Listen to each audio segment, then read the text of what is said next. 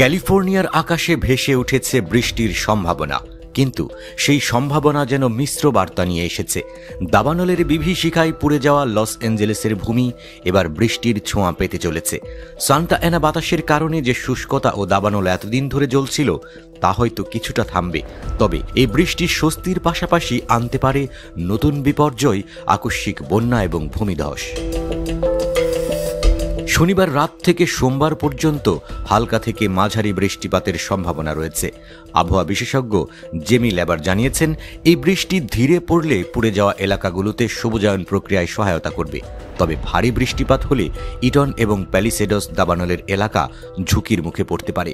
যদিও US geological সার্ভের তথ্য অনুযায়ী মাটির ধসের ঝুঁকি আপাতত কম। দক্ষিণ ক্যালিফোর্নিয়ার 7টি দাবানল এখনও জ্বলছে। এগুলোর মধ্যে 57,000 একর জমি পুড়িয়ে দিয়েছে। বিশেষ করে প্যালিসেডস এবং ইটন দাবানল সবচেয়ে ক্ষতিকর। দীর্ঘদিন ধরে চলা শুষ্ক আবহাওয়া এবং সান্টা অ্যানা বাতাসের কারণে এই দাবানল আরও ভয়াবহ রূপ নিয়েছে। আবহাওয়া বিশ্লেষক কেন ক্লার্ক বলেছেন, শুষ্ক বাতাস এবং সান্টা অ্যানা বাতাস একসঙ্গে মিললে দাবানলের জন্য আদর্শ পরিবেশ তৈরি হয়। বৃষ্টির পূর্বাভাস পাওয়ার পর লস অ্যাঞ্জেলেসের মেয়র ক্যারেন বাস জরুরি আদেশ জারি করেছেন। তিনি শহরের রাস্তা ও বন্যাপ্রবণ এলাকা সুরক্ষিত করার নির্দেশ দিয়েছেন। তবে তার আগে দাবানল মোকাবেলায় ধীর পদক্ষেপের কারণে সমালোচনার মুখে পড়েছেন।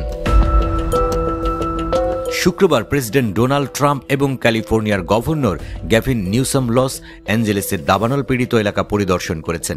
প্রেসিডেন্ট মন্তব্য করেছেন যে এলাকা যেন বোমায় বিধ্বস্ত হয়েছে।